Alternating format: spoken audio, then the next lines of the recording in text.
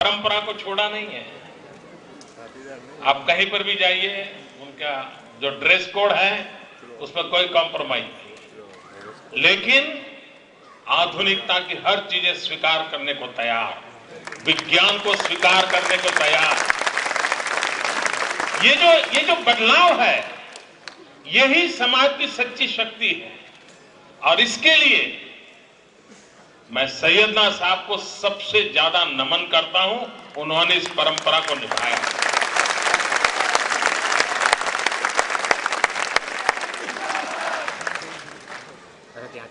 बोहरा समाज यानी शांति का दूसरा नाम है। जहां बोहरा समाज है वहां शांति, सहज स्वभाव, मिलजुल करके एक व्यापारी समाज के रूप में सबके साथ मिलजुल करके जीना।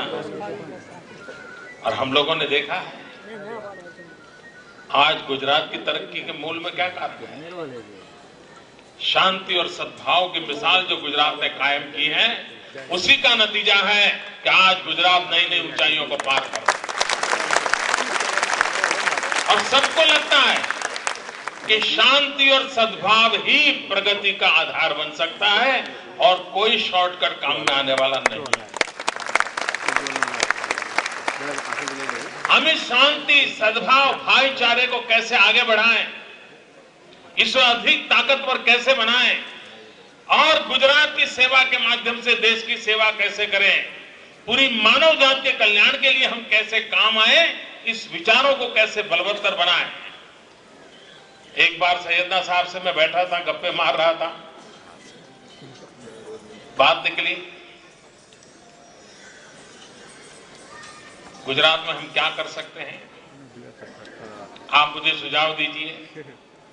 मैंने कहा मैं क्यों सुझाव दूं, आपने शिक्षा में इतना काम किया है, मैं और अधिक क्या आपका धन्यवाद व्यक्त करूं। फिर कुछ दिनों के बाद वो आए, मैं मिल नहीं पा रहा था तो मैं एयरपोर्ट पे मिलने चला गया।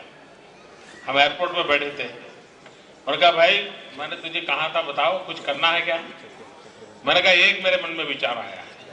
और एयरपोर्ट पे ऐसे ही चलते चलते मैंने उनसे कहा, मैंने कहा जो मैं पानी संचय का काम कर रहा हूं, चेक डैम बनाने का, आप इस काम को उठा लीजिए। और आज मुझे पब्लिक ने उनका धन्यवाद करना है। लगातार उन्होंने गुजरात में चेक डैम बनाने के अभियान को मदद की, प्रोत्साहन दिया। और आज गुजरात ऐसा राज्य है, पूरे देश में पानी धरती में नीचे जा रहा है, अकेला गुजरात ऐसा है जहां करीब 5 मीटर 7 मीटर पानी ऊपर आया है। और इस काम में सैयदना साहब ने मेरी मदद की। और अभी शहजादा साहब भी बैठ रहे थे ना, मुझे कह रहे थे मोदी जी आपका काम चालू है।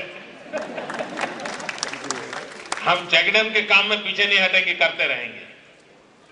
मेरे मन में आज एक विचार और आता है और इस काम को हम कर सकते हैं। गुजरात का कोई ऐसा गांव नहीं होगा जहां बोहरा समाज का एक परिवार नहीं रहता होगा। छोटा व्यापार करता होगा लेकिन गांव में जाकर के बसा होगा। ट्राइबल बेल्ट में चले जाइए, छोटी दुकान लेकर के बैठा होगा। और लेकिन वो गांव का नेतृत्व वो करता है, वो चुनाव नहीं लड़ता है। लेकिन बोहरा अगर गांव में है तो पूरा गांव उसको अपना मुखिया मानता है, पूरा गांव उसको मुखिया मानता है, वो अपना नेता मानता है। सैयदना साहब का शताब्दी वर्ष है, हम गुजरात में कैसे मनाएं।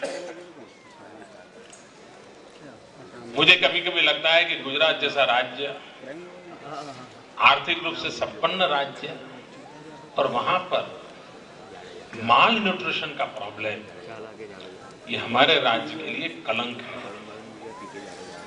सगर्भा माताएं, उनके अंदर अगर जितने शरीर में शक्ति होनी चाहिए, उनके खून में जितने तत्व होने चाहिए, अगर नहीं है तो उस मां की कोख से जो बच्चा पैदा होता है, वो बच्चा या तो अपंग पैदा होता है या मंदबुद्धि का पैदा होता है। क्या हम ऐसी सगर्भा माताओं के न्यूट्रिशन का काम नहीं कर सकते? क्या हम छोटे छोटे बच्चों के न्यूट्रिशन में लोगों को शिक्षित करना है? ऐसा नहीं है कि लोगों के पास कुछ नहीं है, लेकिन लोगों को समझ नहीं है कि न्यूट्रिशन के लिए, कि जैसे छोटा विषय है, कि बालक के जन्म से लेकर के 6 महीने तक मां के दूध पर ही रोकना चाहिए। हो सके तो पानी भी नहीं पिलाना चाहिए, सिर्फ मां का दूध। वो बच्चे को कभी न्यूट्रिशन का प्रॉब्लम नहीं होता, विज्ञान ने माना हुआ है। इस बात को कौन समझाएगा? अगर हम गुजरात के अंदर इस एक सामाजिक काम को सब उठा लें, हर वर्ष गुजरात में 12 लाख माताएं सगर्भा होती हैं। 4 लाख माताएं ऐसी हैं जिनको कोई प्रॉब्लम नहीं होता है, लेकिन 8 लाख ऐसी माताएं हैं कि जिनके न्यूट्रिशन के विषय में थोड़ा उनको एजुकेट किया जाए, उनको समझाया जाए। और बोहरा समाज में तो सब हमारी माताएं बहनें पढ़ी लिखी हैं, वे ऐसी गांव गांव माताओं को पढ़ाएं, समझाएं कि नहीं देखो ये खाओ, ये मत खाओ, ऐसे रहो, वैसे रहो। कितनी बड़ी सेवा हो सकती है। और मुझे विश्वास है ऐसे लाखों लोगों की जिंदगी बचा करके, उनके जीवन में प्राण भर करके हम सैयदना साहब की शताब्दी को उत्तम से उत्तम तरीके से मना सकते हैं।